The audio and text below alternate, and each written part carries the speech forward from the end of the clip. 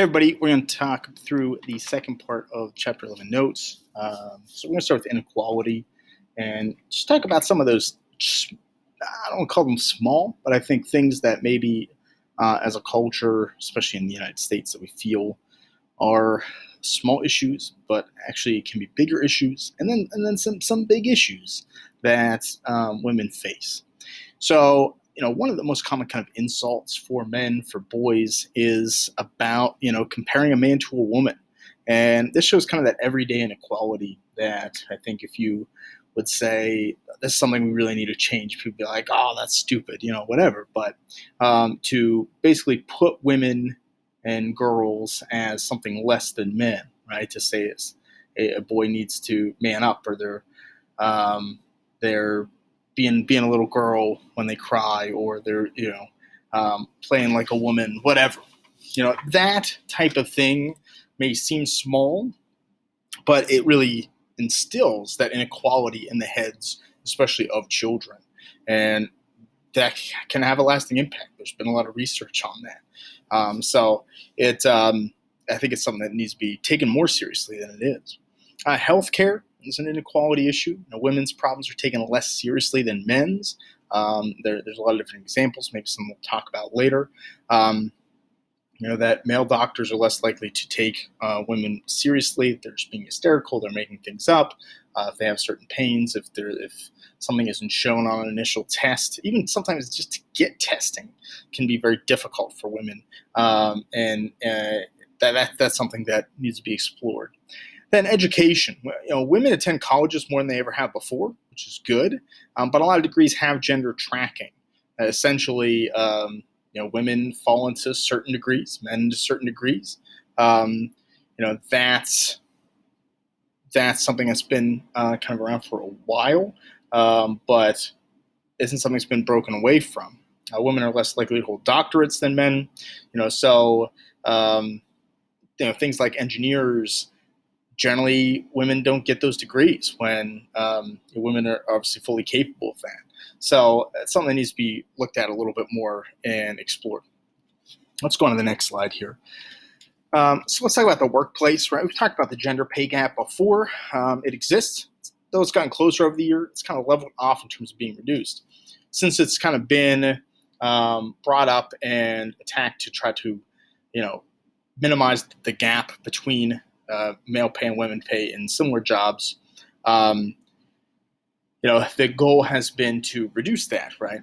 But and so it's been reduced over the years. What we've seen in the past 5-6 years has been a leveling off of the gender pay gap. That it's not closing anymore, and it's still not equal. So what's kind of the problem? The glass ceiling is a term used for kind of this barrier to stop women from moving up in companies, moving up in politics, moving up into bigger roles. That usually there's kind of this limit, this hit, where women can't move into a role. It's kind of a glass ceiling. You can see through it. You can see above there. Maybe a company will pretend like you can make it or should make it or whatever, but that glass ceiling's there. And so when we see women kind of move up into positions that they normally aren't, especially statistically when it's larger, it's called breaking the glass ceiling. Sexual harassment is still very prevalent in the workplace, and it's a major issue. Obviously, when we talk about like 50s and 60s and 70s, that was accepted. If you were a woman in the workplace, you had to accept that, and that's terrible. And today, a lot of companies have sexual harassment policies, but they're very general, and it becomes very difficult for women to report those things to. Who do you report them to? Are they going to take you seriously? Are you going to be ostracized? You really want someone to get in trouble? There's a lot of factors that play into this. A lot of times it's more about power than sex per se. It's about power of even if the men committing the sexual harassment don't know, a lot of times it is about power, and that, as a man in a similar position or in a greater position, you're kind of holding that power over women's heads. Something we might get into more as we go through. Let's go to the last slide. Gender and violence. Rape and sexual assaults are a major U.S. problem. I think one thing that's misunderstood about those is that people feel like the biggest danger is in strangers. Committing rape for sexual assault, which happens, but most of the time, the attacker is known to the woman.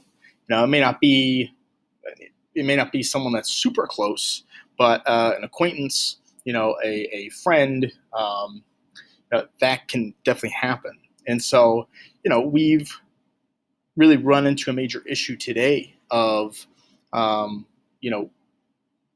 rape and sexual assaults not being reported. That for many, many different reasons. That women are afraid it was their fault. Women are afraid they'll be ostracized. Women are afraid that think that maybe it wasn't a big deal, or when there are things like alcohol or drugs involved, that then they're to blame when that's not the case. So I think it's something that try to be a push to to report those more, but it can be very difficult.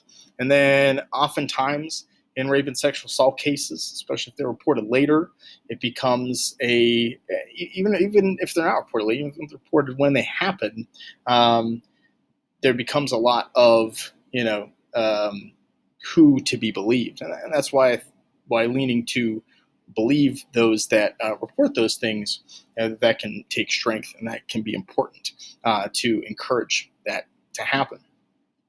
Men are more likely than women to commit murder, to commit violence in the home, and those statistics bear itself out. And even as we've seen maybe a rise in women committing murders, it's not even close to the level of men.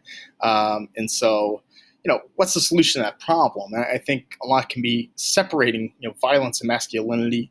A lot of times if masculinity gets challenged, what is that outlet? Is physical prowess, is violence, that's the way to show that you're quote unquote a man.